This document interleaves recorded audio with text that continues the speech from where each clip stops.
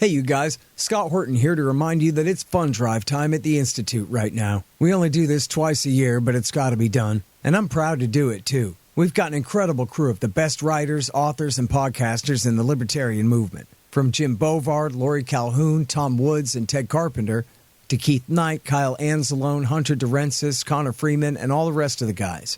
It's the best team around. We've published 3 books this year. Keith Knight's Voluntarist Handbook, Lori Calhoun's Questioning the COVID Company Line, and Joseph Solis Mullins' The Fake China Threat. And here any day now, we will be publishing Thomas E. Wood's Diary of a Psychosis, Jim Bovard's Last Rites, and Keith Knight's latest, Domestic Imperialism.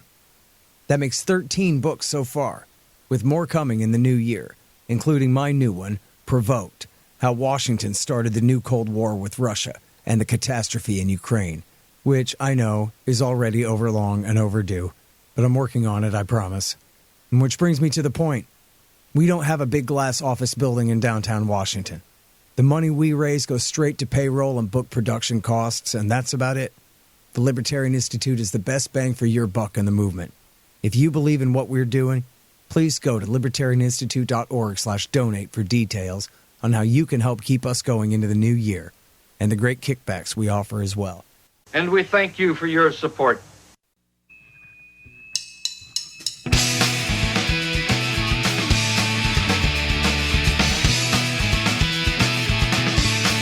All right, y'all, welcome to the Scott Horton Show. I'm the director of the Libertarian Institute, editorial director of antiwar.com, author of the book Fool's Errand, Time to End the War in Afghanistan, and the brand new Enough Already, Time to End the War on Terrorism.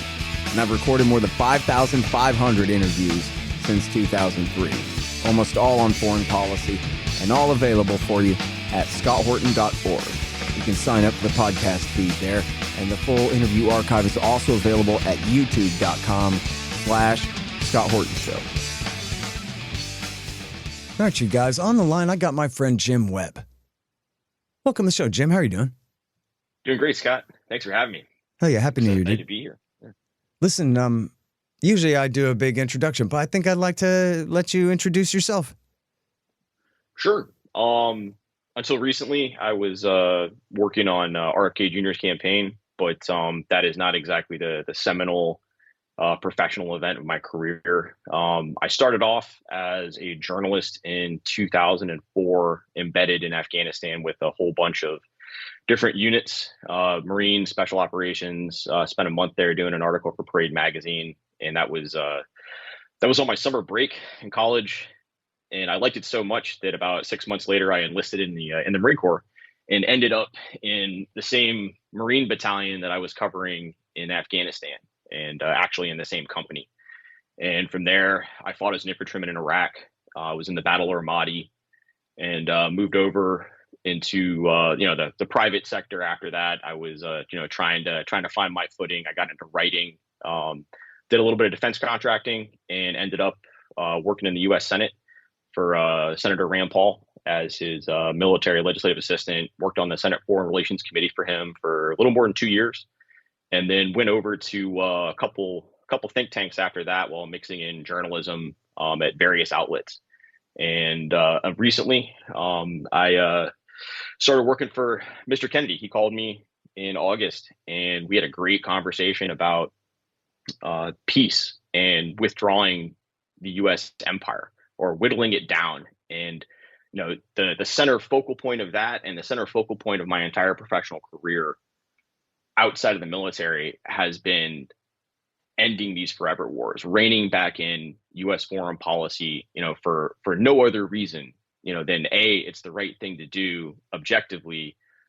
How can you defend your nation if you are spread out across 600, 700, 800 bases around the world with an all volunteer force that's pretty limited in size? And also, it's the waste that has happened in places like Afghanistan, Iraq, blood, treasure, and then also the energy of this country. It's a huge point, I think, or a huge part that's driven us to this point, where you have Americans kind of at their throats over all kinds of different things. As you know, Scott, and as you've written about a bunch of times, and I'm a longtime admirer of yours. war is about the worst thing the state can do, and you can really just pick a reason for it. Yeah, I know you know. And also, by the way, people might recognize that name. You're the senator's son. You want to talk about your dad a little bit? That's correct. I'm glad you didn't intro me with any CCR. Tends to be my fortunate son is kind of my calling card around my friends. They know it gets under my skin. But yeah, you know what? I had thought of that, and also thought of the fact that other people must have already thought of that. And I don't want to play credence on my show anyway. Go ahead. But no, I am his son. My dad was a U.S. Senator for one term from Virginia. He's in case people out there don't know, he's the author of the new GI Bill. He's a decorated Marine from Vietnam, and we have very similar foreign policy views. I've been more recently called chip off the old block with my resignation. But yeah, and it's I'm proud to be his son, and proud to be carrying on the family tradition in a couple different ways. Although I don't think I'll ever be a senator. I don't really have a desire for it. I'd rather catch fish. Yeah, well, that's kind of too bad, man. We'll have to have another conversation about that. But listen, for people who are too young to know, your father made a big splash in the W. Bush years because even though he's a Democrat, he's clearly a conservative Democrat and had been Ronald Reagan's Secretary of the Navy. And as you said, had fought in Vietnam. And so he and he's got the tough guy shaped chest, right? And so he was able to get up there and say that, like, listen, here's some anti-Iraq war stuff from a guy who has the credentials to say so, as opposed to whatever, some, Nancy Pelosi-ite in the House of Representatives who's never been in a fight. And so when he came, it was an important thing. It really was an important thing for American politics that even though he was a Democrat, in a sense, it was like a Republican going ahead and saying we shouldn't be doing this for a lot of people. They were able to hear it from him. So it mattered a lot, and he created some waves. And then, do I remember it right that this is just the story that he could have kept running for Senate and winning, but he just hated those people and that situation so bad he just didn't want to live his life in the U.S. Senate and just quit for that reason. He just couldn't stand it anymore. Is that all? Yeah, that's part of it.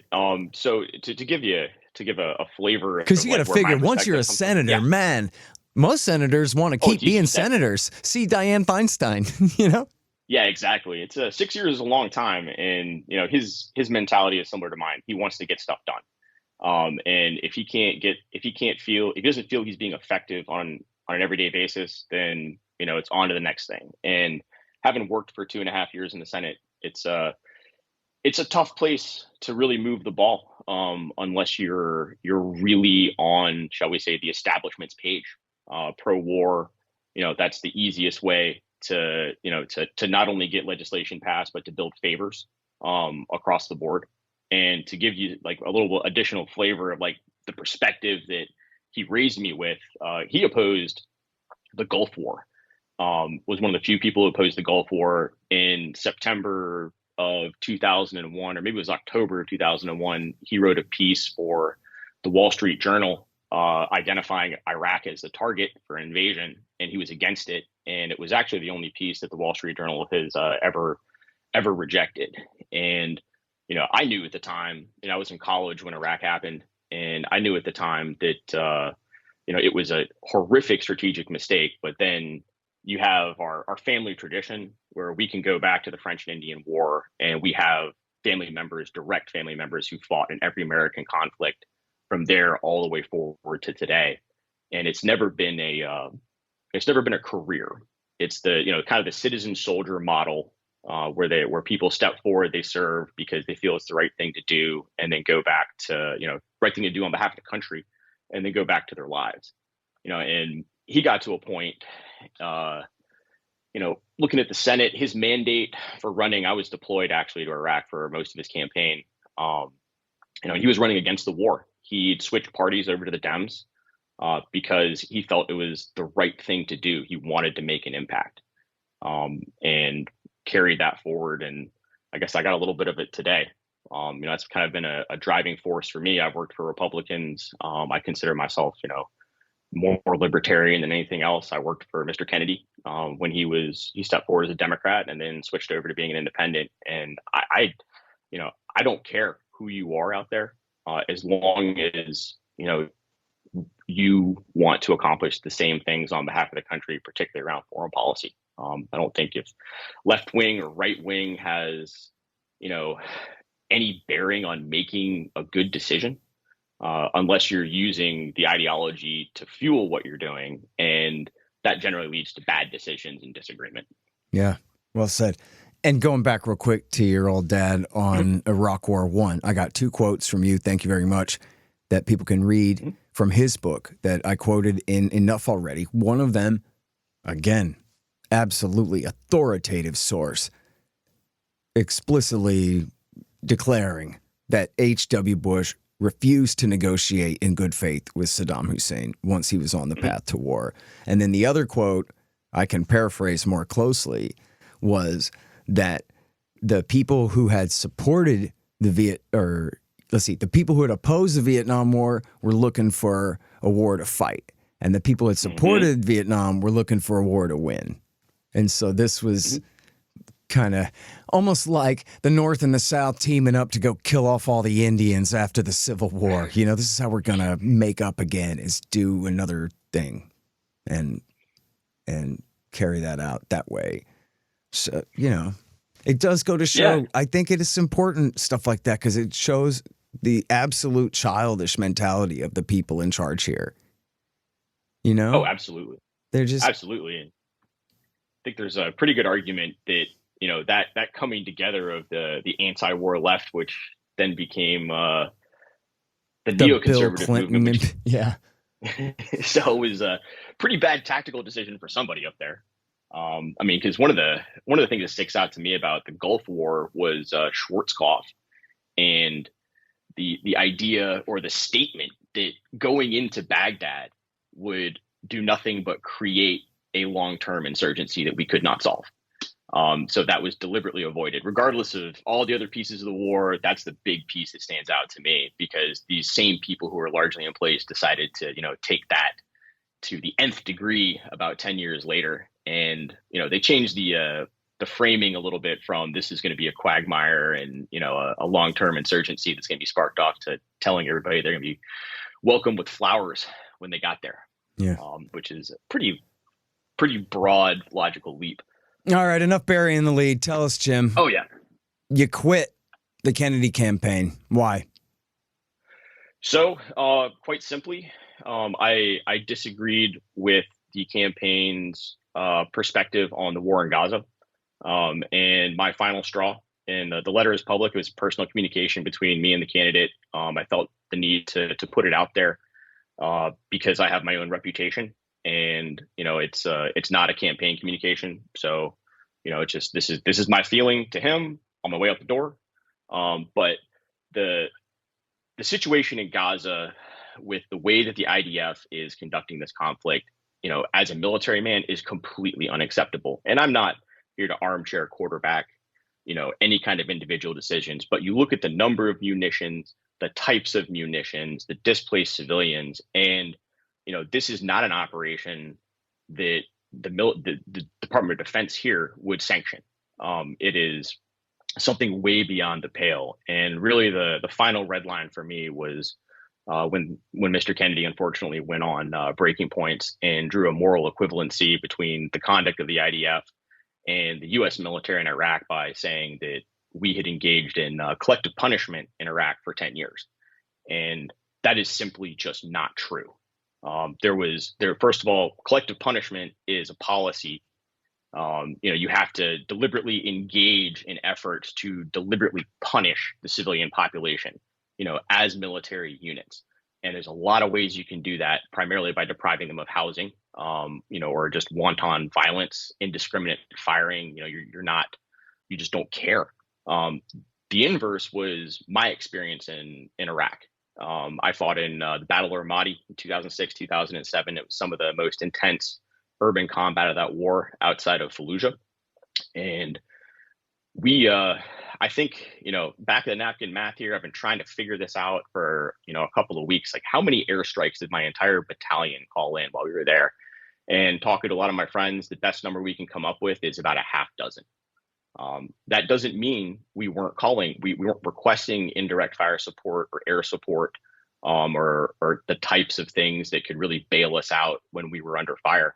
But they were denied, always for civilian considerations. And that's the kind of extent that is, the extent of the restrictions on the guys on the ground that was apparent from Iraq all the way through Afghanistan. But we're going to talk about specifically about Iraq here, like where we had, we couldn't even use particular types of small arms munitions. They were off limits because they might go through buildings. And it's this is not me complaining. It definitely made things more stressful. It caused our unit and other units to take casualties on behalf of the civilians. It's quite the opposite of collective punishment.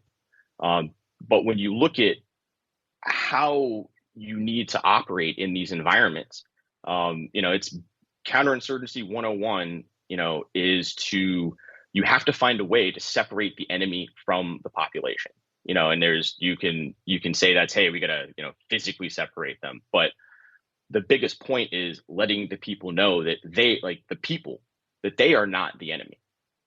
There are people amongst them who are, and, it is on you, like, if you want to get something done, to ensure that you are not causing them undue harm, because which, by the way, look, I mean, the point being, beside the fact that that's ridiculous and never works anyway, just as it didn't work in Iraq or Afghanistan, at least it means that you're trying to limit the civilian casualties here. You're not going in and just leveling the place. But so let me ask you a little bit about some of the worst examples, though, and I already know the answer, but what about Fallujah in March and in November of 2004? And what about Mosul and Raqqa in 2017 and, 16, 17?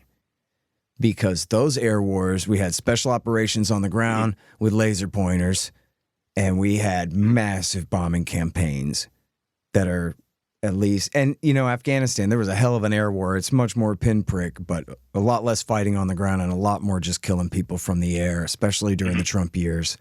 So, there's no cities to level in the way that they're doing to Gaza City and, right now, exactly.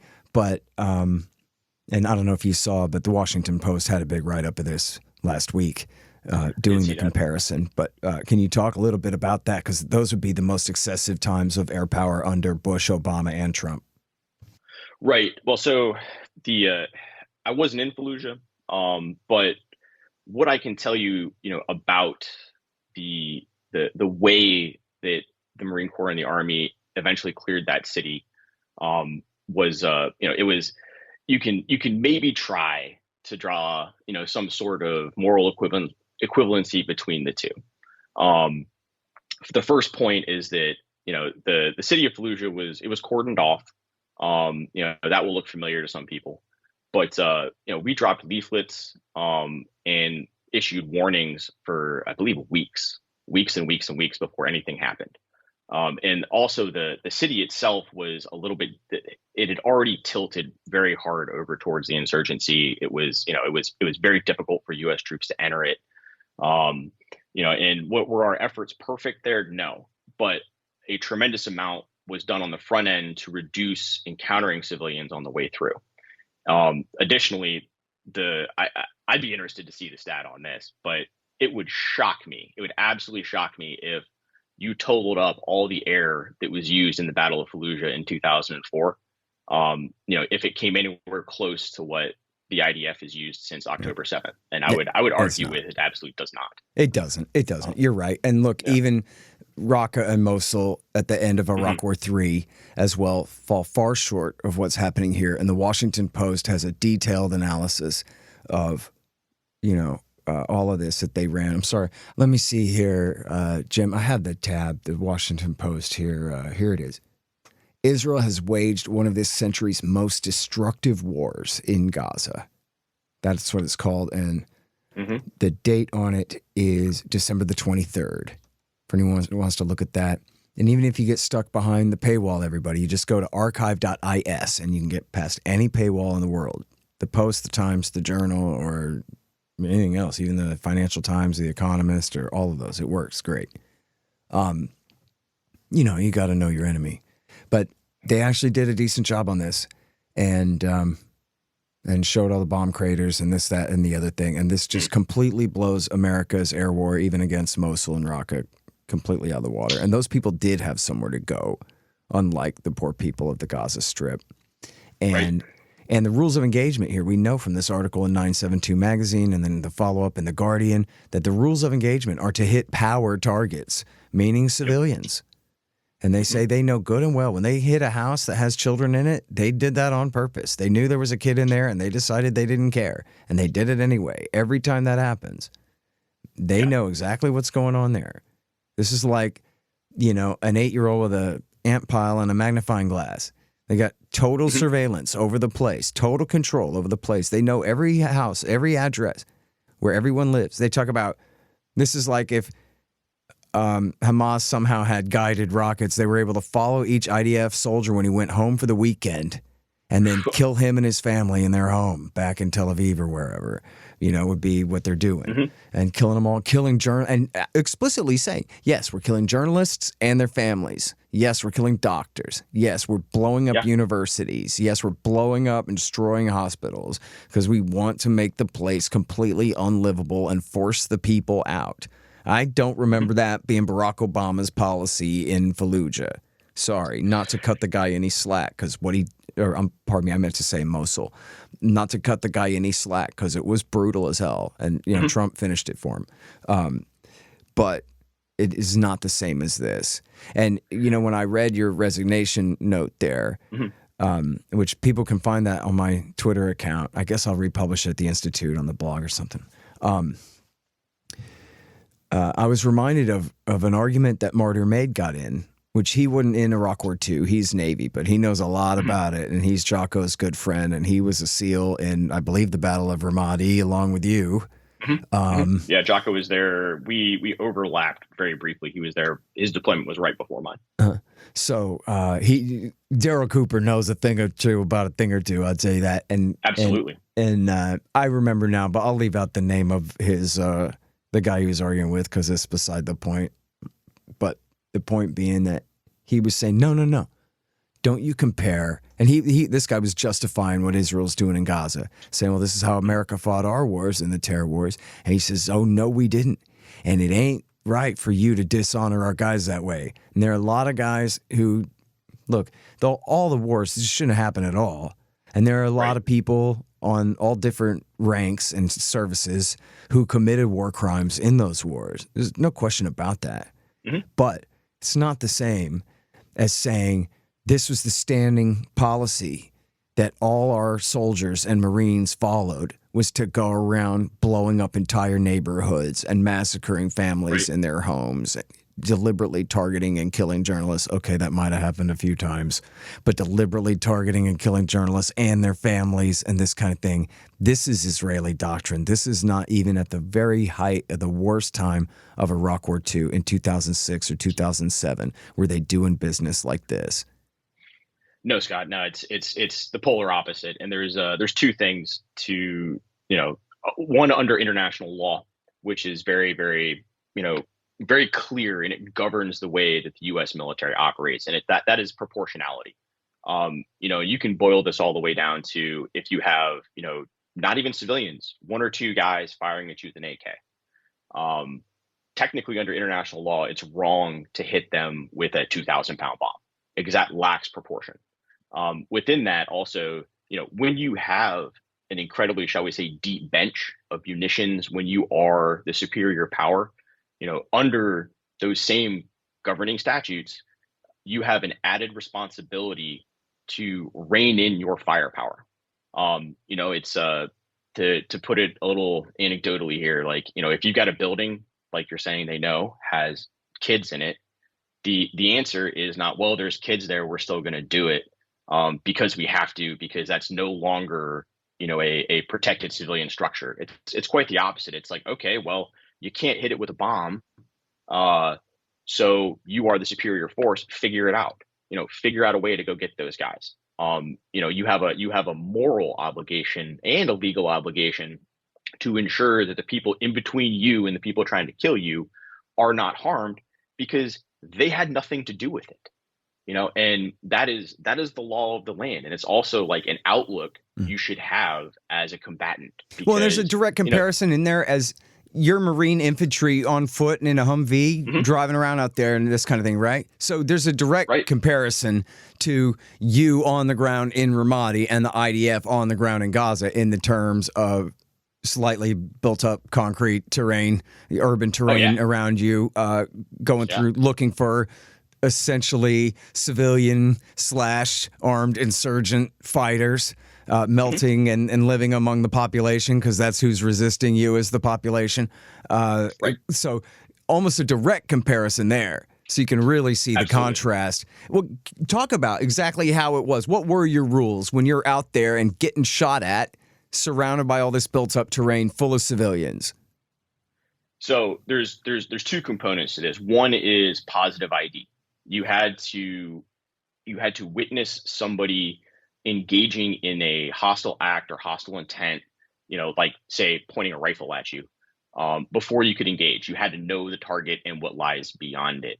The second piece of this, is when you have at least decent relations with a civilian population, it makes your job not only easier, but it makes you safer. A number of times before, say my platoon was engaged, or hit an IED or whatever it was, we'd be moving through an area and there would be civilians around us, kind of trying to ignore us, milling about their business, like a bunch of white guys with, tan helmets wasn't suddenly mixed into their Middle Eastern city.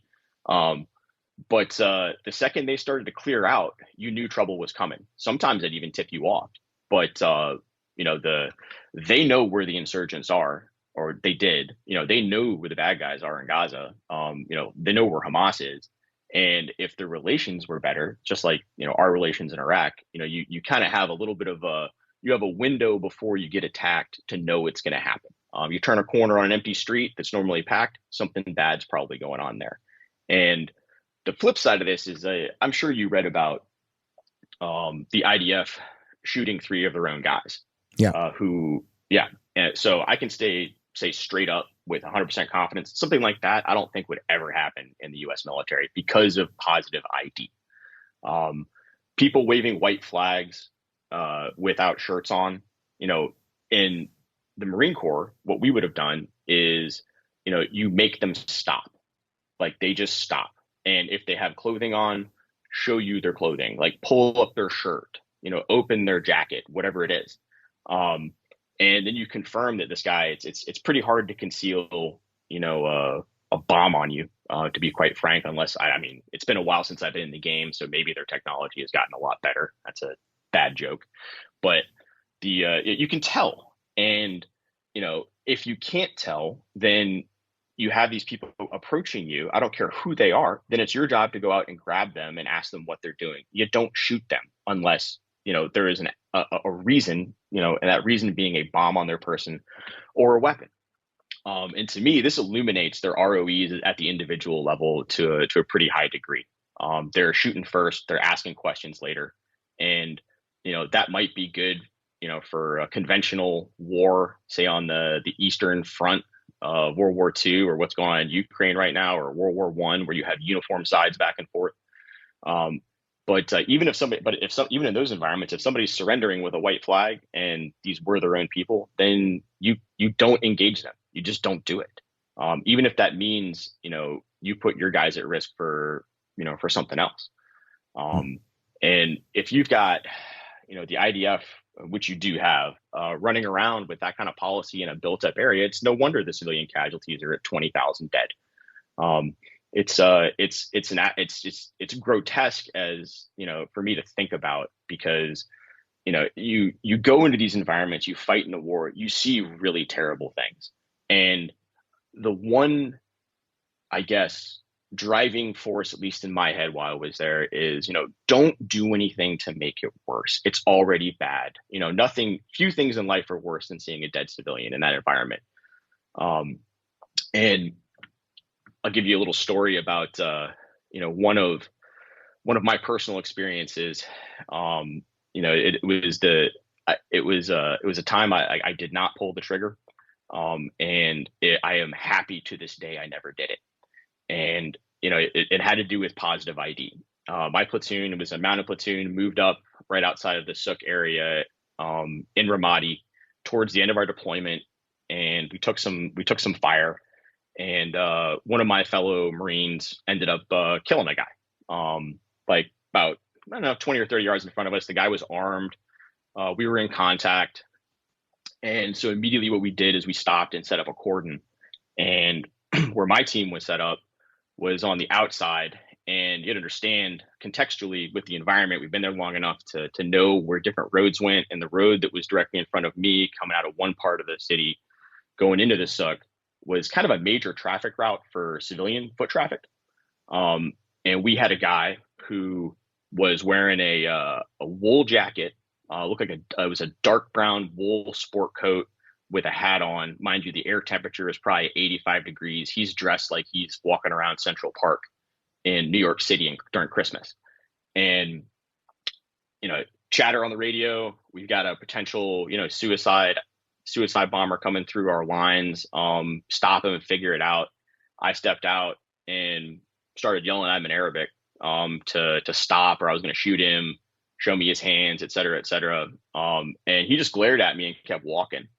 And I looked through my ACOG at him, looked through my optic, and real quickly saw that this guy had one arm and a look on his face of absolute pure hate, and was probably at the time in his mid 40s or 50s. And, took like 2 or 3 steps right at me and then just pivoted and went directly into the Suk, and I let him go. And part of the calculus was all of a sudden, like, I see this guy coming at me, and it's, he reminds me of, maybe this guy was in the Republican Guard in 1990. Maybe he was maybe he was an Iraqi, military officer during our initial invasion, and we took his arm already, and I could have, under the rules of engagement, it would have been iffy, could have shot him. But at the same time, the fact that I let him go, is one of those things that to this day, it makes you feel better about the experience. And it's something you don't have to carry, because I don't know one person who's, been party to civilian casualties overseas that doesn't think about that, at least intermittently, if not constantly, for the rest of their life. So what the IDF is doing in Gaza at a minimum is going to haunt the individuals for a very long time, and that's before you get to the legality of it and start addressing just the disgusting nature of the larger policy. Yeah. Hey, you guys, did you know that I don't just write books, I publish them? Well, the Institute does, and I'm the director, so yeah. 13 of them now, including my 4. We published 5 more in 2023. Lori Calhoun and Tom Wood's books about the COVID regime, Joe Solis Mullen on the fake China threat, Jim Bovard's latest, Last Rites, and our managing editor Keith Knight's Domestic Imperialism. And we've got more great titles coming in 2024. Check them out at libertarianinstitute.org/books and help support our anti-government efforts at libertarianinstitute.org/donate. And thank you. Hey, y'all, Scott here. Let me tell you about Roberts & Roberts Brokerage, Inc. Who knew? Artificial bank credit expansion leads to price inflation and terribly distorted markets. If you've got any savings left at all, you need to protect them. You need to put some, at least, into precious metals. Well, Roberts & Roberts can set you up with the best deals on silver, gold, platinum, and palladium, and they've been doing this since 1977. Hey, if you just need some sound advice about sound money, they're there for you, too. Call Tim Fry and the guys at 800-874-9760. That's 800-874-9760. Or check them out at rrbi.co. That's rrbi.co. You'll be glad you did. Well, and to be clear here, by the time we're recording this, at the end of December, it's the 29th of December, 2023, it could not be more clear that despite all the propaganda about hunting Hamas, that all the other statements, that what they're really doing is cleansing the Gaza Strip of the Palestinian population, is what is going on here. And that is clearly the policy. Netanyahu has said he expects other nations to absorb, his words, the population here. And they have been, the people of Palestine have been referred to over and over and over again by prominent officials, clearly representing, and including former ones too, but very close to the government, and including a government intelligence report that was leaked and the rest, where they have said, one, they're cleansing the people, but in fact, really that's two. One, they're not people. They're all terrorists. They're all animals. They're all Nazis. They're all enemies. And we're going to treat them not like Fallujah or Mosul or Raqqa. We're going to do them like Dresden and Hamburg and Tokyo. They're talking about the Warsaw Ghetto. Yeah. As though it's the Third Reich. Which everybody knows. Have you ever read Kurt Vonnegut? Dresden is one of the most horrific sins that the American government ever committed. Tokyo, 100,000 people burned to death in the night, jump in the river with their children and then boil to death. And Hiroshima and Nagasaki, explicitly the according to credible hearsay from the Biden government, Netanyahu himself invoked Hiroshima and Nagasaki. In other words, thanks to Truman, there's now no limit on how many innocent civilians can be killed if they are the enemies of the Israeli state, as defined by the Israeli state, including men, women, and children, and babies and grandparents. And they've said it over and over again, and that's the policy that they're engaging in. So now I'm going to spare everyone listening to this episode my opinions and things that I think and have to say about Robert F. Kennedy Jr. And I don't want to do that to you. But I do want for you to talk about what the hell is the matter with this guy, and that it went so far that instead of deciding that you wanted to stay and try to get him good on this and other things, that you decided it wasn't worth it to try anymore. So Scott, the to go all the way back, to what you were saying, it is the policy of the Israeli government to engage in these activities. However, like I would disagree in the only fact that it can be checked, it can be stopped, and that is because the United States is the senior partner in this relationship, and it's incumbent on us to do something about it. To act like we are the senior partner, to understand the regional and global ramifications of what's happening every single day. And very early on, which that opportunity has been missed, to put the brakes on this. Hamas is a terrible organization. They've done some really messed up stuff to both the Israelis and their own people. The people within Hamas who planned October 7th or are engaged in active hostilities or whatever, they know they're putting themselves on the line to be killed.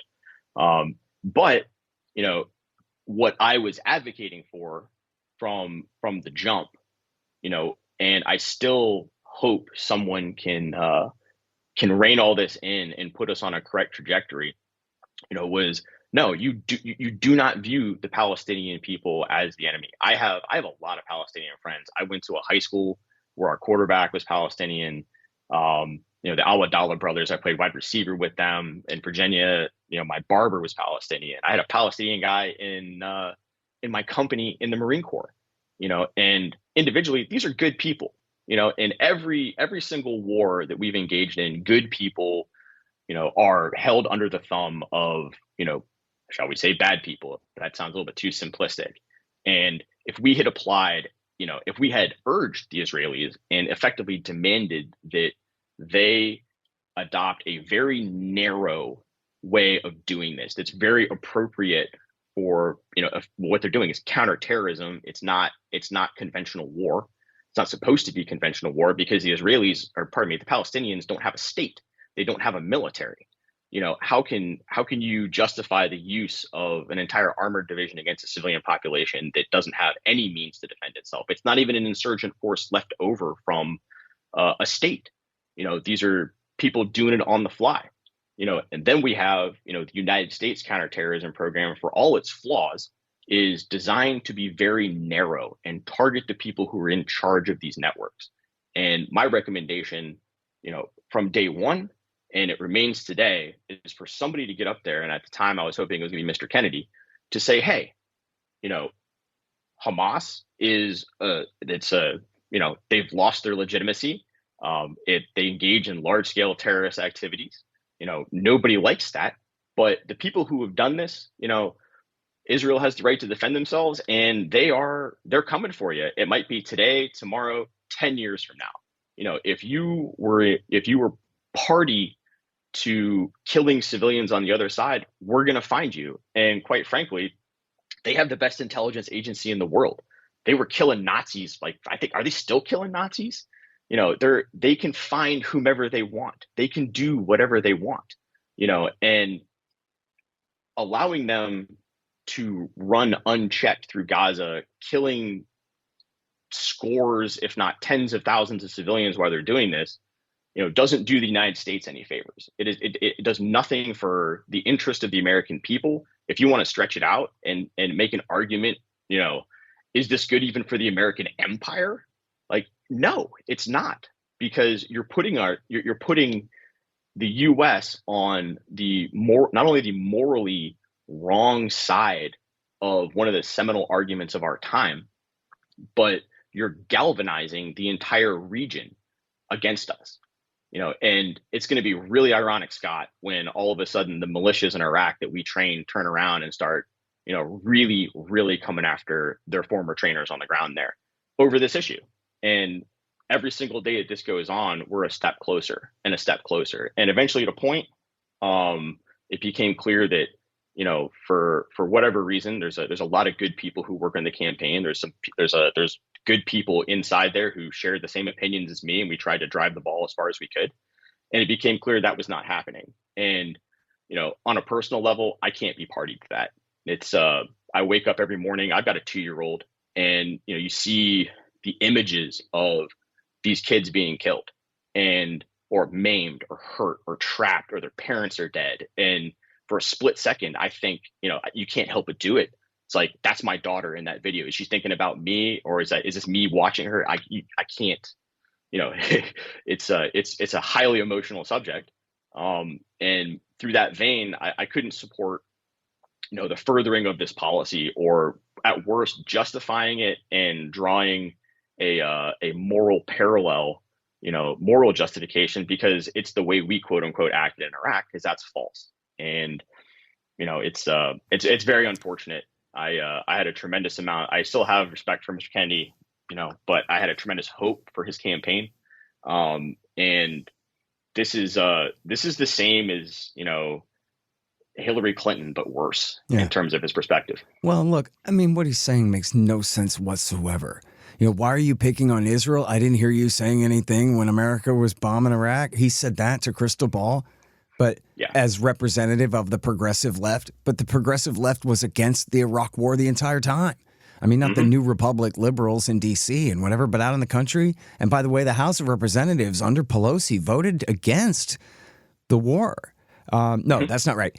Nancy Pelosi and the Democratic majority, the majority of Democrats under Nancy Pelosi voted against the war, but the Republicans controlled the House. So that's why it passed. But so maybe it was safe for them to oppose it, but still they did. Whereas the Senate Democrats went and all cheered for it, led by Joe Biden, of course. Yep. But Biden.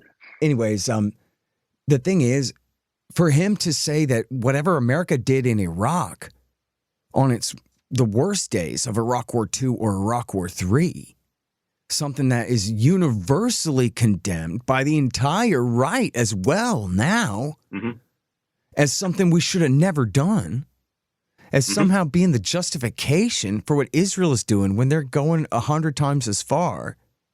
The whole thing is just stupid. You know, sorry, I'm only going to pick on him a little bit. I'll leave the rest out. But it started with, he's got all this great stuff about Ukraine to say. Sounds like he read something I wrote or something that somebody wrote that had read what I wrote or something. I don't know. Someone who's paying attention to the same things I was paying attention to very closely. But then it became real clear all of a sudden, didn't it? They're like, oh, I get it. The way he mixes up quotes and stuff, that he's really a dilettante and he really doesn't know this stuff. At first, it sounded like he knows this stuff. But then he was like, George Kennan said that you better not bring Ukraine into NATO. I was like, no. Dude, you got all your talking points confused like John McCain, only on the other side. But yeah. And then, well, anyway, I'll stop right there because I got too much. But I think maybe that's just the core of it all, that the guy's too lazy to know enough to be really good on anything. Well, I'm trying to cut him some slack, actually. You know, when I wrote him that memo trying to explain the situation in Israel-Palestine to him before this happened back last spring, my presumption was he doesn't understand what's going on there at all. He's looking at it like, oh, my dad stood with Israel when they fought the 67 war against 3 nation states at the same time. But this ain't that. This is something else entirely. This is like Israel represents 3 nation states ganging up on the tiny little Gaza Strip, for example. If you want to use the same kind of analogy, you got to flip the script around of who's, attacking, well, or at least who's surrounding who. We all know what really happened with the start of the 67 war. But anyway, for sake of his argument, that this isn't that, man. This is apartheid. This is occupation. This is picking on the Indians who already lost, living on their reservation. And you can't talk about they have the right to have aspirations someday of something. They're human beings with rights or they ain't. And what the hell are we doing here? And then he didn't respond to that at all. And then it turns out that he either already did know the situation or he didn't even read that thing or didn't care to want to learn anything about it. I know he turned down the opportunity to talk to Max Blumenthal about it. And then there was the debate with Crystal Ball, the interview with Crystal Ball there. But I don't know. It seems like he made a decision sort of like no matter what, like your little brother is in a fist fight. Like no matter what, you're on his side or what. Like he's just that bound to it where it doesn't matter what fact you can come up with, how many pictures of people's hands sticking out from under the rubble that you can show him. It's just, he just isn't going to ever care. Yeah, it's I think the way I rationalize it in my head, at least, is that it's a very complicated part of the world.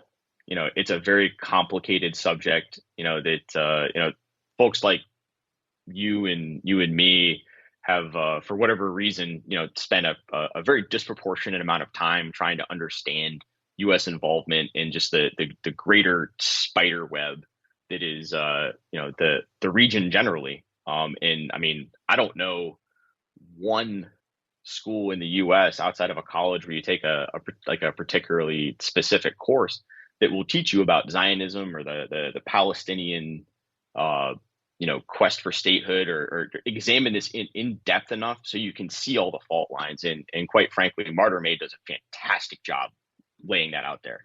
Daryl just broke that down. It was like intellectual candy for a couple of weeks for me. And I was also surprised that he had the balls to do that. My hat's off to him. And great job. Don't be surprised about that. He's a great guy, man. And you know what? As long as you mention it, I want to say it too.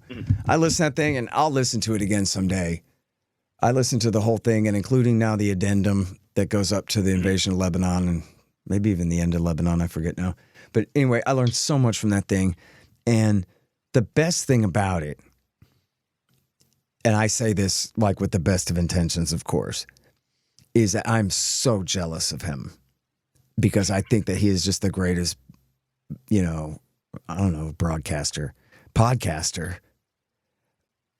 in the way that he does that. I'm just so jealous of his skill in being able. You can tell, I guess, sort of. He's essentially rummaging through his notes as he's reading this. He's not reading a script.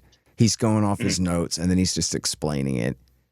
And he's just so damn good. And his voice and his temperament and his cadence and whatever the hell, I don't know. It's magic. It's perfect. Yeah. It's perfect. Perfect. Anyone listen to that would be like, man, I love this guy. You know what? If I want somebody to tell me about the history of Zionism in the 20s and the 30s and the 40s and the 50s, this is the guy I want to hear it from. Right now. Bring it. It's so damn good. It is just, and I like in that funny, don't really mean it way, I hate him for it because, damn it, 6,000 interviews is nothing. I've done 15,000 shows, you know? And I ain't near as good as him at all. That's how good it is. And I only say that as a recommendation, not that I mean it at all. Well, you're pretty good, Scott. So I think you're awesome. Yeah. Anyway, but that's the point. Everybody really needs to listen to that. It's called Fear and Loathing in the New Jerusalem by Daryl Cooper. Martyr Made is his name on Twitter, and his podcast, his great podcast, his Substack and all that. As long as we're talking about all that. Anyway. Yeah. So, to get back to, to this, the other piece of this, you know, it's, it is complicated. But at the same time, like, we've been directly involved in the region in a state of war for more than 20 years. And the relationship between Palestine and Palestinian people and the Israelis is the underpinning piece of all of this, you know, and it doesn't mean that you support Hamas if you accept that, or, you know, you're anti-Semitic or whatever, you know. It's that without that situation resolved, you know, Israel is going to be a garrison state in perpetually, forever. And as long as they're a garrison state, guess who's the guarantor? It's us, you know. And as long as we're guaranteeing their security and they're a garrison state, having, you know, forced to essentially survive based off of military operations, it's going to raise tensions. You know, it's going to make sure that we have a large military presence in the region, which we've kind of accepted at this point. You know, I remember when we were leaving Iraq, was it 13 years ago? Like, you know, we're still there. You know, and it doesn't do anything to further anything for the United States itself.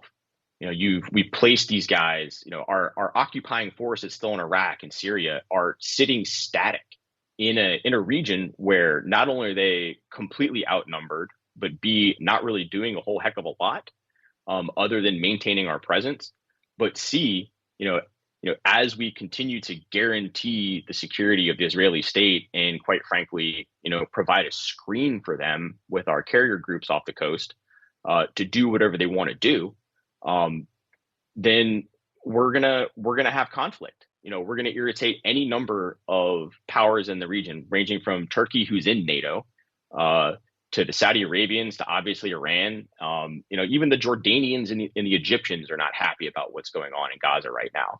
You know, you could in a heartbeat, if, you know, the powers in the region got together, you know, powers, you want to call them powers, but the numerically superior force in the region got together and said, hey, we've had enough of this, and we don't care if the U.S. smacks us. We're going to put a stop to it. You know, what next?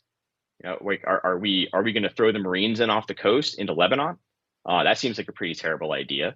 You know, are we willing to? I mean, there's talk about it right now about bombing Iran over this.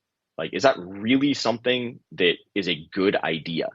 And the degree of propaganda that's coming out about, you know, the need for the IDF to keep doing what they're doing, you know, without really an explained solution for the situation other than to kill all of Hamas and effectively displace the entire population, you know, it's not taking us anywhere productive.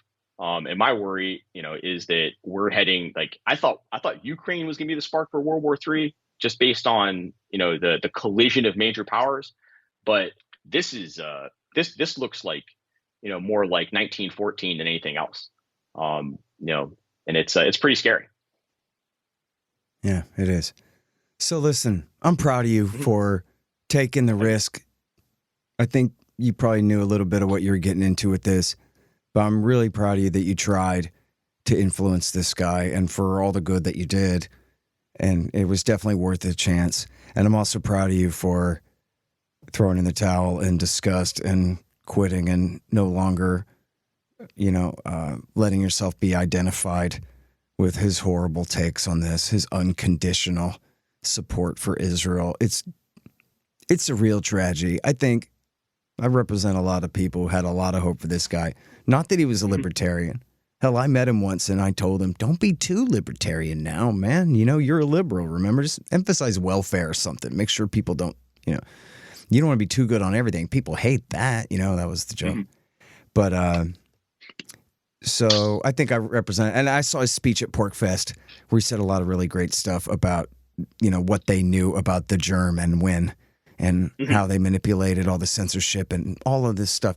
He had all this important stuff to say. And then it isn't just disagreement about an issue, right? Like this shows a level of moral cowardice or whatever you want to say, character defect on his part that is just devastating to any other thing. Someone on Twitter to me said today, well, here he is saying something right about Armenia and Azerbaijan, right? In regards to Nagorno-Karabakh. I don't know if he even knows what that really is or what, but Probably not. Thing is, it just falls flat. It means nothing to me. It'd be like if Bill Clinton said something good about Nagorno-Karabakh. So what? It's all his fault anyway, or it would be if he was in that place. And he doesn't really give a damn. I know he doesn't. And people were joking immediately on Twitter. Oh, he's good on Azerbaijan all of a sudden, right? Nobody tell him that Israel backs Azerbaijan, because you'll see him, of course, flip-flop immediately. Because he's somehow the servant of the lobby of a foreign power. It clearly comes first. That's everyone's impression of him now. It's total sellout. Oh, you know what? Here's something to bring up right as we before we go. As long as I'm rambling and saying things here, man. Sure. Here. I got a note from a guy right when we were going on the air. Hi, Scott and the folks at antiwar.com. I'm a U.S. Marine Corps veteran, former leader of Iraq Veterans Against the War, longtime admirer, etc., and inspired by your coverage of James Webb's resignation letter from the RFK campaign. I wrote this letter to a friend of mine who was a close advisor to RFK, think parentheses, in the hopes that he would forward it on. And it's another note along the lines of your same note that he's now asking me to republish as an open letter, which I'll have to read it a little more carefully. I scanned it real quick before we went on the air. So I'll have to see, but I think I probably will run it. And he's essentially agreeing with you that, like, man, you shouldn't be misconstruing the way America fought the Iraq War and overall excess death rates with people directly killed by Americans in combat. These are different questions, this kind of thing. And he also says in the same way that, he is right to say our nation's blindly uncritical support of Israel represents a commitment to a forever war that undermines your credibility in the eyes of many who, maybe not voters, this is not the issue most people vote for you on, but it is the issue on which the hyper-politically aware young people and media influencers who animate the volunteer base and who will influence the voters you need will make their judgments on how to allocate their passions and resources. It's a very polite way of just explaining that, and he says elsewhere, it's a little redundant because he said earlier, too, that, yes, here, Jim is an avatar of your volunteer champions. So never mind the mass of the voters, who's going to actually get the work done for you? And there are so many people who would be your guys who are never going to show up for day one. You already drove them away and you're blowing it. But you know what? Isn't this the problem with the Democrats right now, Jim? Is they got voters and then they got donors. And so whose side are you on? Pretty much. Yep. And I think he's totally correct. This is an issue that I've been working for a long time. And I'm at this interesting point where, I work very heavily in foreign and defense policy, but, my heart and my head, for lack of a better term, is kind of tied into veterans. because these are my peers. I've handled a VA portfolio for a senator, and at the same time, like the everyday, like my everyday peer group is still the guys I served with.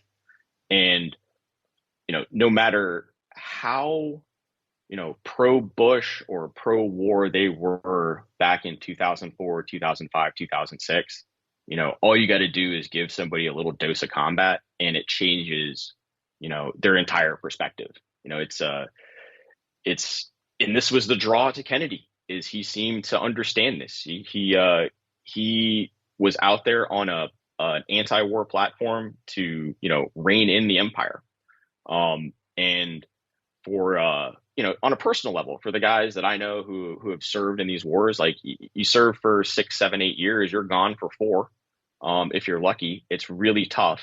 You end up sacrificing a ton of your personal life, your physical health, your mental health. It impacts your kids when you can start a family. It impacts, it impacts the rest of your life. So it's got to be for a really good reason. And people have come to realize that, what we've been doing is, A, like the reasons weren't great. B, everybody I know accepted that we needed to leave Afghanistan. However, the way it was done was pretty humiliating to the people who served there.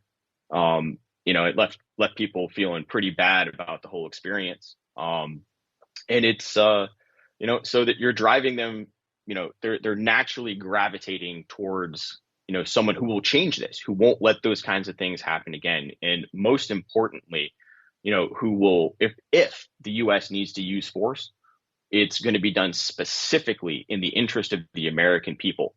Because of the cost that the individuals, going to implement that policy are going to incur along the way. Like, me and my peers, we've done the math. We've been the numerals in the equation.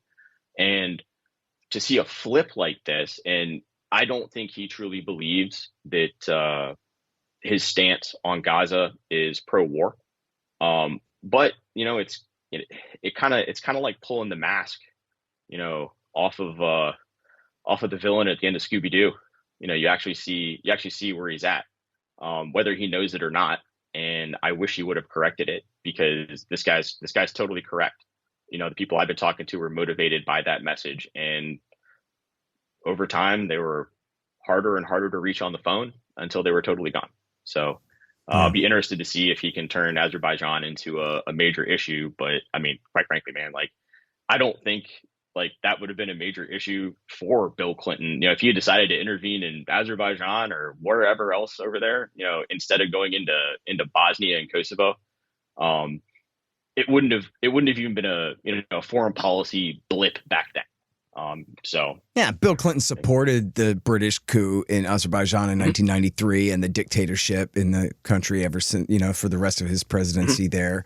And I don't know if he ever said a word in favor of the poor Armenians in Nagorno-Karabakh, but that's over now. Joe Biden sat there and did nothing. Who knows if his advisors even told him a thing as they finally cleansed that place earlier this year at the end of last summer. They force marched the last few 100,000 people out of there. And who knows if Kennedy knows the first thing about that. But, the thing is, what the hell? It's my show. It's the end of the year. First of all, Roger Waters says something good about Ukraine. And Kennedy goes, yeah, man, see what Roger Waters said? Good old Roger Waters. And the Israel lobby said, no, we hate Roger Waters. You're never allowed to say anything good about him. He's a horrible anti-Semite, which, of course, is a horrific and horrible bullshit pile of lies, which, of course, is a ridiculous lie. But anyway, then he gets caught on camera speculating about Jewish immunity to the germ, which I know people say it was taken out of context by the New York Post or whatever, but it was something like that. Like, isn't it interesting how Jewish people don't seem to die of it or something? Like, it was some ridiculous thing. And people go, oh, no, there was some study. Whatever. I'm not saying he was an anti-Semite. I'm just saying he said something stupid that got him in trouble. Mm-hmm.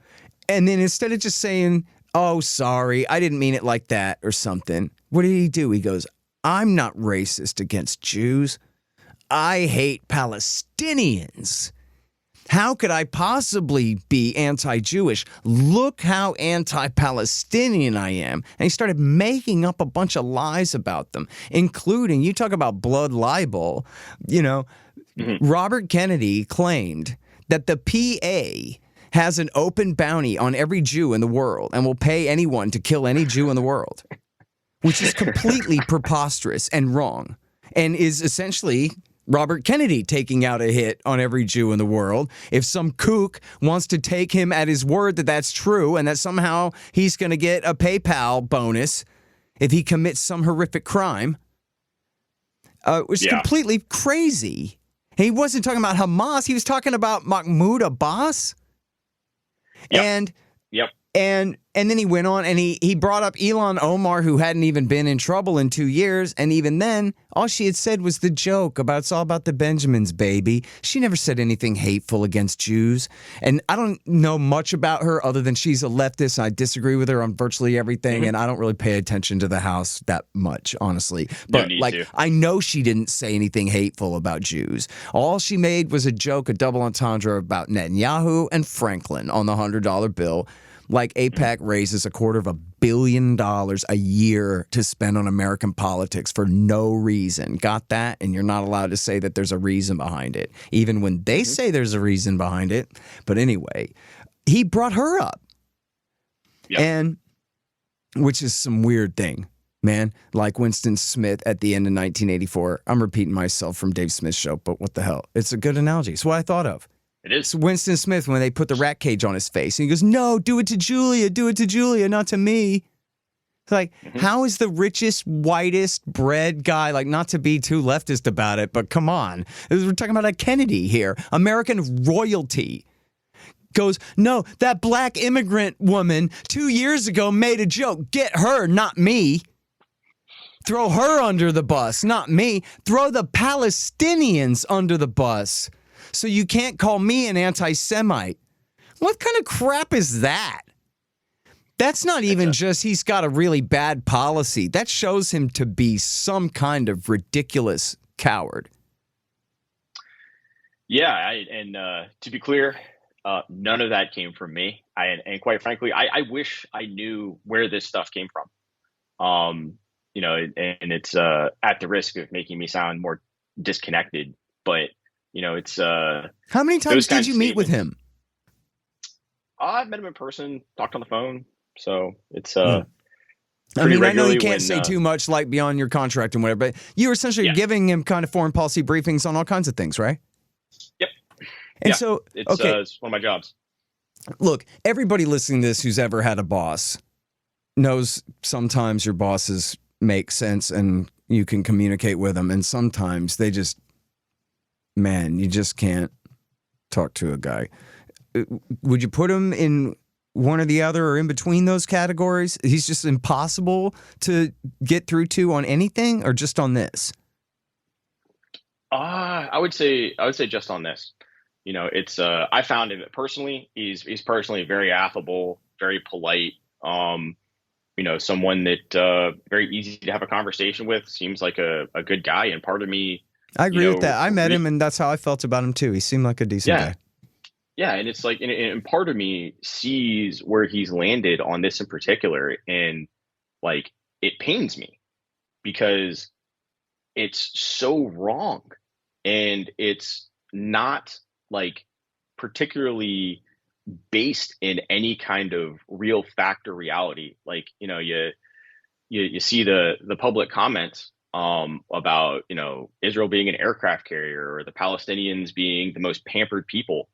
And it makes me wonder, like, hey, where the F did that come from? And B, like, how did somebody think that was a good thing to say, to get this man elected, or even to articulate an understanding of the issue? When there was a bullpen of really smart people who had, experience in these areas around him, advising him on a regular basis.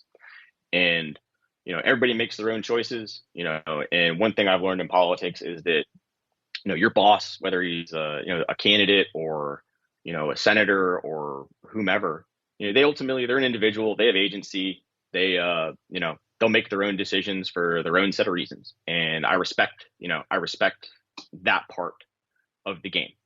But, you can't be so incredibly wrong on something like this, and expect people to be, I guess, to maintain their loyalty, and because it's like, if you look at my track record, it's all, it's ending the forever wars. It's working with Rand Paul. It's working at the Quincy Institute. And it goes one way, and the last thing I would want is to be viewed as somebody who's for all of this, and to have my credibility tied up in somebody's perspective, which not only do I disagree with, but is historically inaccurate in several different areas, whether it's the U.S. military in Iraq, whether it's what's going on the ground in Gaza. The presentation of the war in Gaza through his eyes and largely in the media is completely false, and it's driven by a particular narrative being laid out by the IDF, which is super eaten up. I don't know if you watch BBC, Scott, but I've got this cool little feature on my YouTube TV where I can watch all 4 channels at the same time if I want to. This BBC commentator last week, I think it was like Tough Talk or something like that, brought on the Israeli spokesman, the Israeli IDF, I think it was the IDF spokesman, for 30 minutes and just beat the crap out of him on the air. Challenged every single thing he said, challenged every one of these talking points, that you see popping up with Kennedy or popping up on American news channels or Ted Cruz or whomever it is. And really ran that stuff into the ground, and I'm assuming gave the spokesman incredible heartburn and probably a nice verbal admonishment from his boss because he was unable to do his job. Now you put that same guy on American TV, whether it's Fox, MSNBC, or CNN, and they will just give him carte blanche for whatever the time block is and laud all of his answers and applaud him on the way out.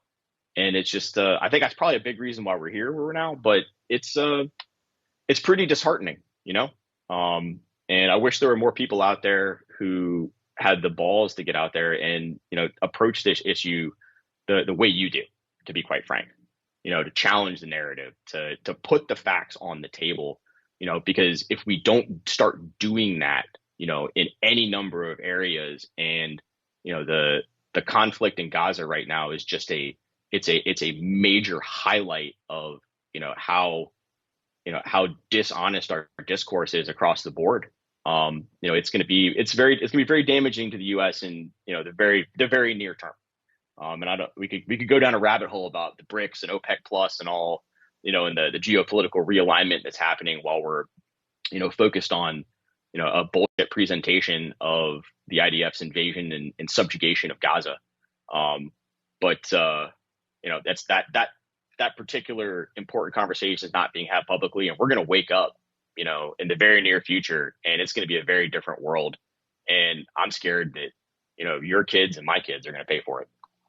Hey, y'all, I got a new coffee sponsor, Moondo's Artisan Coffee at moondosartisancoffee.com. When I wake up in the morning, I feel like my brain is all dried out. I need to pour a hot mug of rich, tasty coffee all over it to get it back working again, like 10W30 for the noggin. Though not necessary, it helps if the coffee tastes good. Well, Moondo's Artisan Coffee does taste good. They get the best beans from all around the world, and they don't burn them.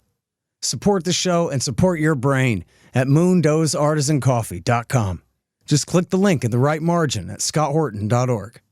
Hey guys, I had some wasps in my house, so I shot them to death with my trusty Bug Assault 3.0 model with the improved salt reservoir and bar safety. I don't have a deal with them, but the show does earn a kickback every time you get a Bug Assault or anything else you buy from Amazon.com by way of the link in the right-hand margin on the front page at scotthorton.org. So keep that in mind. And don't worry about the mess. Your wife will clean it up. Well, folks, sad to say, they lied us into war. All of them. World War I, World War II, Korea, Vietnam, Iraq War I, Serbia, Afghanistan, Iraq War II, Libya, Syria, Yemen. All of them. But now you can get the ebook, All the War Lies by me, for free.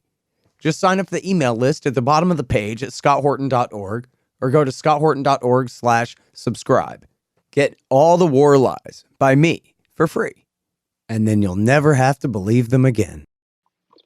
Yeah. Well, I'm not much of a religious guy or a Buddhist either or anything like that, but I don't think there's really anything magic to karma other than if you kind of put it in mystical terms or whatever. But it just means that, pick a lot of fights, you're going to get in some is just another way of saying it, and people can make it, there's this great Jefferson quote where he's talking about, oh, you know what? I hate this quote. I love it and I hate it. He's talking about the guilt of those who would try to restrict slavery because it's causing disunion. Son of a bitch. But then he's saying, I tremble for my country when I reflect that God is just and that his justice cannot sleep forever or wait forever, something like that. In other words, man, we're sowing the wind here. What are we doing? The rest of the verse, right? What the hell is this? And Ron Paul is my modern prophet, libertarian, idealist, and moralist, and writer, and thinker, and economist, and also a congressman for a minute there too. I think presidential candidate. Just a touch. There was a little bit of politician in him there, but the greatest American hero who ever taught liberty to people. And he said, look, if we think the royal we, speaking on behalf of the government, quite unfairly to himself, but when he was a member of Congress, if we think that we can do this, we can just go around the world bombing people like this and suffer no consequences, then we're going to do even worse things. And we do that at our own peril. At the American people's peril. We're putting them in danger. And then, of course, they just get to say, they're like, oh, no, you're in danger. We're here to help you or whatever, and get to erase all the history of how it's all their fault for putting us in danger in the first place. But, I don't know. Look at how they are. When Ron Paul, it was 16 years ago. It was almost 17 when Ron Paul won the Giuliani moment. And he didn't quite convince the whole population, but he sure did red pill, I don't know, a quarter of it or something. And it's made progress since then. They're like, remember, everybody, we were bombing Iraq for 10 years straight before 9/11 from bases in Saudi Arabia. And everyone listening went like, oh, yeah, I remember that. Bill Clinton bombed the no-fly zones all the time. What are you going to do? Pretend the 90s didn't happen? We all lived through it. He bombed them all the damn time. And so, is that was what they were mad about? Yeah. How do you know? Well, I read a thing or two about it. Oh, okay. Instead of being a liar and telling you that they hate you because you're free and white and love your mama and love Jesus, which was, the implied lie of the rest. I embellished a little, but that's George Bush's lie. Identity politics based. They hate you because of who you are, America. And now we have to defend ourselves from them. Yeah. Most cynical damn Never thing. The case. Yep. Gross. It was, I went to high school across the street from the mosque where Anwar al-Awlaki got his start. Oh, yeah? Yeah. It was pretty wild to turn on the news right after September 11th and see camera crews talking to this guy inside the mosque, because he was Bush's I guess his liaison to the Islamic community for a little while, some sort of title in there. But you take into context that mosque, it supported it was the home of the Fort Hood shooter for a little bit. We had the DC sniper running through the neighborhoods back there for a while. But the point is that I went to high school with a lot of Muslims. And there was never any type of we hate you, we don't like you, any kind of ostracization. I used to go with my friends to the hookah bar on every Friday night, and sit there and drink juice and, play games. And it wasn't until, you're either with us or a terrorist moment that became awkward. I remember going back in 2002 to try and go to that same hookah bar, and the attitude was totally different. But the overarching point to that is that the people are people everywhere, and I have found that, while extremists of any stripe, are rather difficult to be around, particularly in a place like Iraq. But at the same time, your individuals, there is like God fearing and as morally grounded, if not more so, than just about every American. And it pains me to think back and see how this population was manipulated into the position of thinking that Islam was some sort of collision of worlds. It was a fight for one or the other, like we were back in the Crusades or something, because it was never true. And if you look at the text of the Quran, and if you're Christian, Jesus is a major feature in there. So why would they hate us if they also study the same guy?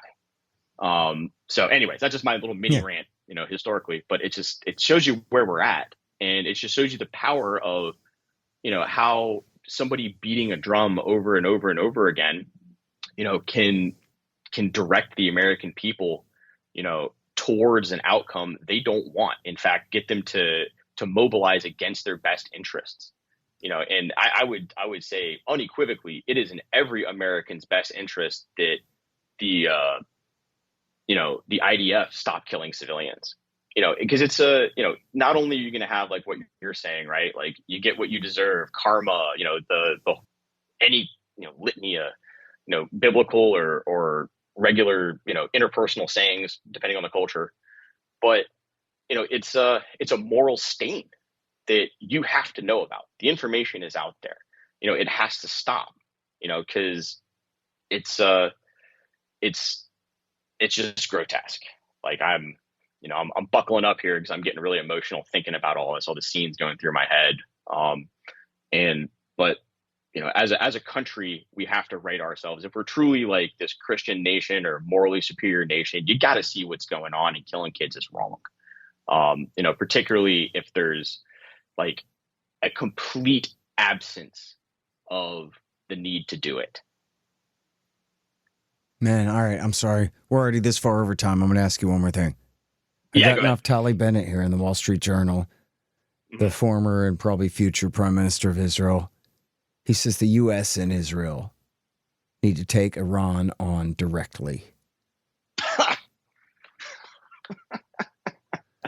Well, okay. Yeah. So you already established you know a thing or two about war. What do you know about war with Persia, Jim Webb III? Well, I know that they've been around for a really long time, and they're not going away.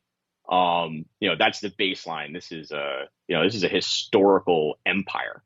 But it's the same thing with the Russians. They're not going anywhere just because we don't like them. You have to plan for them to be a player because they've always been a player. But war directly with Iran, well, first of all, I don't think that the IDF is going to be able to do a whole heck of a lot. They seem to have their hands full with Gaza. Their experience in northern or southern Lebanon a few years ago was particularly disastrous. And there's absolutely no way that they're driving their tanks, across the desert to Iran. I'm feeling a couple countries might have a problem with that. But in terms of who they are as a military, like they're not a pushover. They're completely defensive oriented. They've gone the direction of the Russians and the Chinese with A2AD systems. Their job is their perspective is to prevent themselves from being bombed by the U.S. And you want to put ground troops in Iran, like it's think of Afghanistan with a conventional military on the deck. It would not be a good time, and I don't think we, quite frankly, have the military capabilities to pull it off. And what that clearly is to me, Bennett's statement is, he's trying to bait the U.S. into entering their conflict.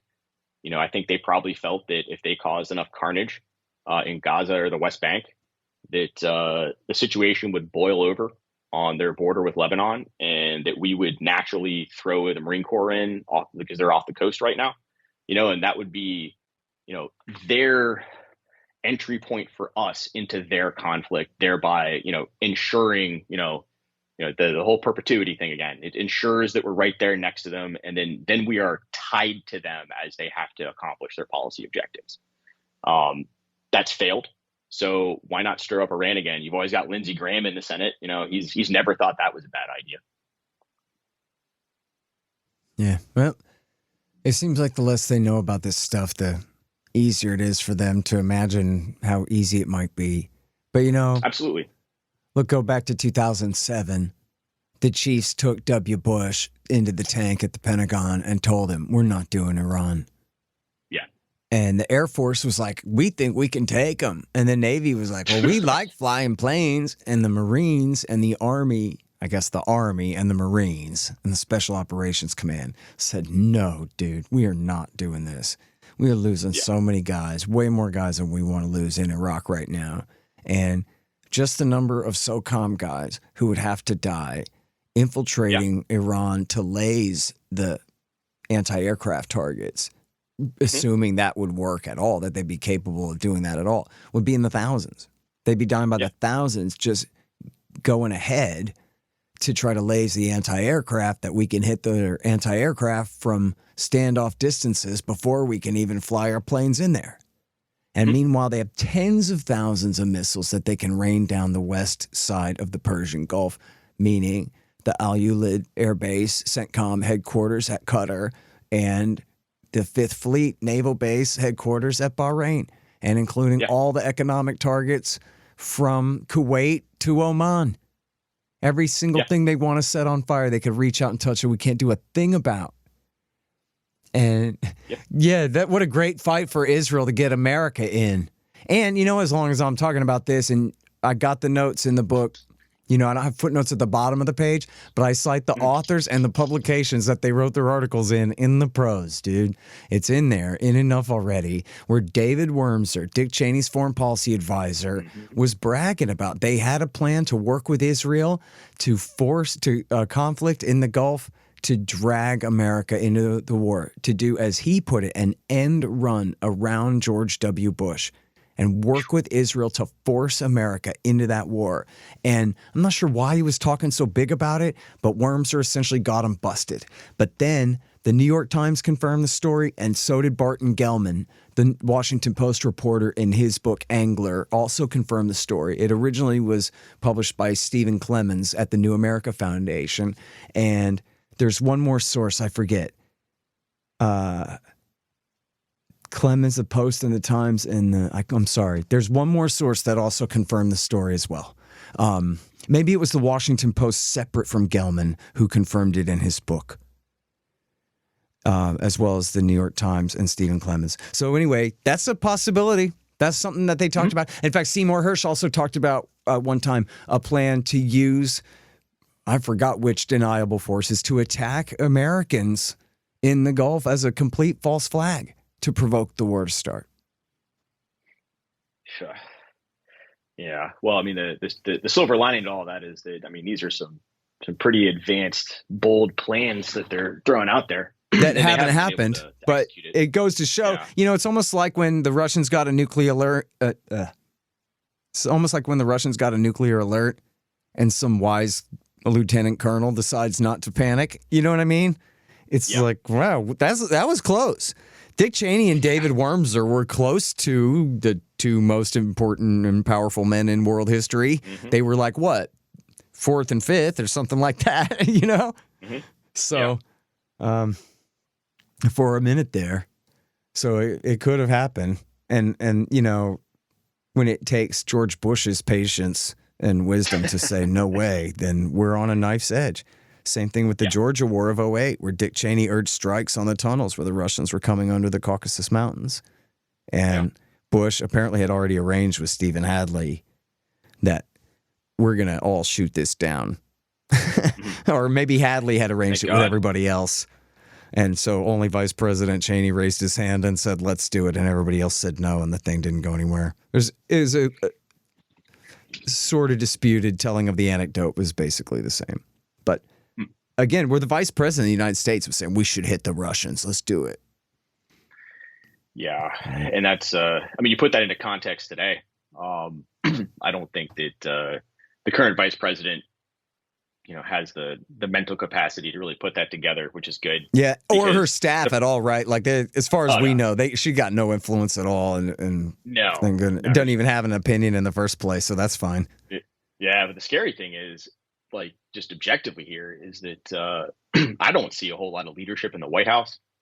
I dislike the president for a number of things, but ultimately I feel like at his point in life, this is like kind of elder abuse. He needs to be on a beach somewhere drinking a Mai Tai. But what that presents is, like, we don't know who's in charge. We know that, like, the folks like Sullivan, are up there directing policy. It's led to an absolute horrific entanglement in Russia, or in Ukraine with Russia, hopefully, which is kind of unwinding itself right now because the inevitable is finally happening. But they're the same people who were signing off and creating this policy, in Gaza and Israel, and enabling Israel to do it. So, with those two things in mind, like, what is their limit? What are they? At what point do they stop and say, "Hey, we've done enough," or "This is more than we can chew," or "This is wrong," because they've done none of it. And it's I'll have to watch what happens with Iran, but this is I think we're entering a pretty dangerous time. I think we definitely got pretty close with what you're saying, but at least there were, as the left like to say about Trump, at least there were some adults in the room, even though that crew with Bush was pretty vile. They were at least professionals. These folks are strictly ideologues, and there's clearly nobody in charge. And it's not a good thought to consider, at least in my opinion. Yeah. And you know what? On one hand, it's like somebody's got to be in charge, but I don't know who it is. I don't know is there any good reporting about this that anybody knows of? Somebody emailed me a story if there's ever one in Politico or the Atlantic or whatever about who's the most powerful staffer now. Is it Jake Sullivan, the National Security Advisor? Is it the Chief of Staff whose name I don't even know? Exactly. It can't be the Secretary of Defense. And I would have said Blinken because I know Blinken is really Biden's guy, trusted right-hand guy for many years. Going back to, I know, helped lies into World War II and probably Serbia before that and whatever. So I would think that they're very close and that Biden trusts him. But then I see him downranked in the CIA director being sent to go and negotiate in his place because there's no confidence, I guess, from the foreigners. There's no confidence in him. I don't know how much confidence Biden has, but he can't really be directing Biden too much if he's out of the loop on the actual operations of the government. And then, I don't know. I guess I shudder to think that, like, you know what, we're kind of assuming the conclusion here that Biden himself is not still in charge. It's just to only what degree. He is a guy who you would imagine is very jealous of his power and still insists, no, I'm the old man behind the desk and you got to do what I say. Oh, yeah. No. He's going to be like that. He's going to not want to relinquish a thing to them. It's just he does have to go take a nap, but still he may not have been willing to let, I don't know, his deputy chief of staff become really the guy, running the game or what. Who knows? I don't even know. Yeah. There should be an investigative story. There should be even like the Bob Woodward official take of this question should have been published by now, Yeah, and you'd also figure that, like, an outlook like Politico, if you got a Dem in the White House, it would have a friend on the staff they want to highlight, this nice big puff piece about the rise of somebody inside the Biden White House. And there's none of that. There's absolutely, these folks, like you're saying, are kind of anonymous. Yeah. I admit I don't watch too closely for that kind of content, man, but I sure haven't seen it. No, I scan for it. It's in previous years, and I guess Woodward is just getting really old too, and it's always, of course, the very official Naval Intelligence Washington Post version when it's Woodward, of course, but he always does have access to the principals. They all give him access, even Trump. They all say, come on in and talk to whoever you want, and so he gets firsthand takes. Not that they're honest, but a lot of times they're conflicting, and you can suss it out yourself. But he does get takes from them, as well edited as they may be before they hit print. But I haven't seen anything really along that line or know of anything along that line, especially that's really critical about Biden. And again, anybody listening knows, then fill me in. You got my email address. But anyway, look, I'm going to reiterate. I'm sorry I'm wasting your time now rambling. I want to thank you for coming on the show. I really admire you and the work that you're doing for peace and to educate people about what the hell is going on. I know you'll have a great future, so I don't need to wish you luck with that. And I'm proud of you for standing up to Bobby Kennedy when he's such a disappointment. But like I say, I am proud of you for taking the chance. It was the right thing to do. And I know that you gave it your very best. So congratulations on both counts. And thank you for your time again on the show. Happy New Year, buddy. Hey, not a problem. Thank you for all the kind words, Scott. You're awesome. Keep doing what you're doing. And let's talk again soon sometime. The Scott Horton Show, Anti-War Radio, can be heard on KPFK 90.7 FM in LA, APSradio.com, antiwar.com, scotthorton.org, and libertarianinstitute.org.